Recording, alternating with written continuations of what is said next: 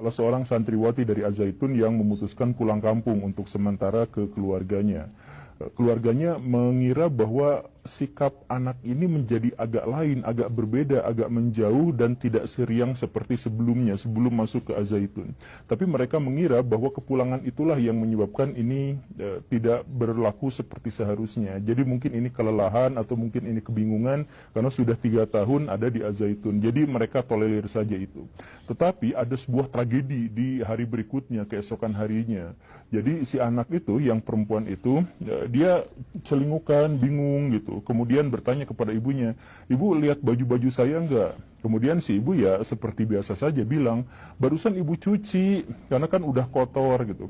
Nah, si santriwati itu mendadak merah padam wajahnya, kemudian membentak ibunya, "Ibu berani-beraninya megang baju saya, kenapa bisa seperti itu? Ibu kan masih kafir, masih najis.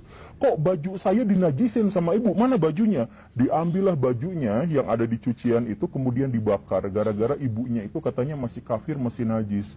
Si ibu tentu saja shock pada waktu itu, "Kenapa bisa seperti itu? Kamu dapat ajaran dari mana? Kenapa saya dikafir-kafirin? Saya ibu kamu." Kemudian si anak itu mengatakan bahwa wilayah muslim seluruhnya itu harus ada di bawah sebuah negara. Siapapun yang ada di bawah negara Islam yang menjalankan syariat Islam, maka dia muslim, dan siapapun yang ada di luar negara Islam, negara togut seperti Indonesia ini, maka semuanya adalah kafir. Si ibu nangis, si ibu panik, ngomong ke ayahnya, si ayahnya langsung nyari bantuan, dan cerita ini sampailah ke Pak Atian Ali Dai, seorang dai yang sangat keras, sangat tegas kalau urusannya adalah kemungkaran dan kesesatan.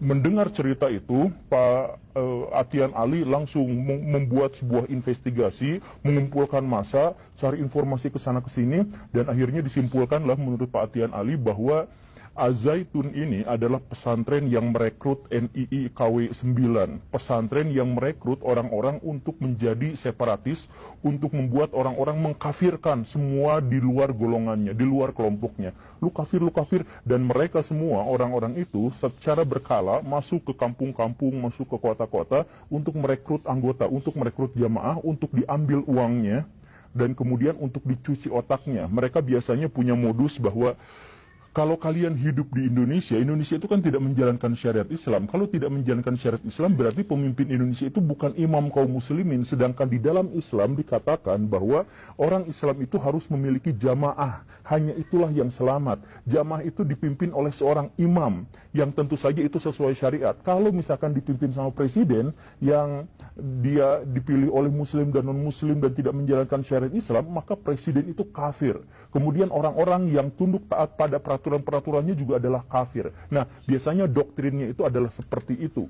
Nah, doktrin dari orang-orang yang seperti itu, yang saya percaya ada di antara Baraya yang pernah bertemu dengan orang seperti itu dan mengajak Baraya ke jamaahnya. Saya yakin ada di antara Baraya yang seperti itu, karena memang masif. Nah, menurut Pak Atian Ali, markas besar dari kelompok ini itu adalah di Az-Zaitun, markas pesantren terbesar di Asia Tenggara.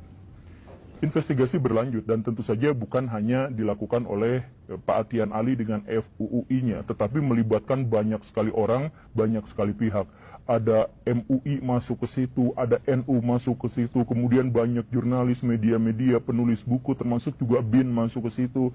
Ada Al-Haidar sebagai tokoh yang sering mengamati terorisme dan sebagainya juga masuk ke situ dan menulis bukunya dan sebagainya. Dan kesimpulan dari investigasi-investigasi itu hampir serupa, yaitu bahwa Az-Zaitun itu adalah pusat dari gerakan NII Komandemen Wilayah 9 yang mengkafir-kafirkan kelompok lain yang ingin separatis terhadap Indonesia dan lain sebagainya. Pak Atian Ali di suatu kesempatan di Masjid Istiqomah Bandung itu berpidato sambil marah-marah, berorasi sambil bercucuran air mata. Saudara-saudara, bayangkan bagaimana seandainya saudara-saudara punya anak, dididik dengan baik, dikasih agama dengan baik, diberikan santunan, diberikan kebajikan, diberikan kasih sayang, kemudian ketika dia sudah dewasa, sudah besar, masuk ke pesantren dengan harapan agar dia menjadi orang yang baik, pas kembali dia mengkafir-kafirkan kita. Apa yang harus kita lakukan kepada orang-orang seperti ini? Apa yang harus kita lakukan kepada orang-orang yang mencuci otak anak-anak kita? Inilah kerjaan yang dilakukan oleh NII KW 9 yang ada di Az-Zaitun. Kita hancurkan mereka, kita lawan mereka, Allahu Akbar. Ya seperti itulah pada waktu itu emosinya Pak Atian Ali setelah melakukan investigasi terhadap komplek Az-Zaitun.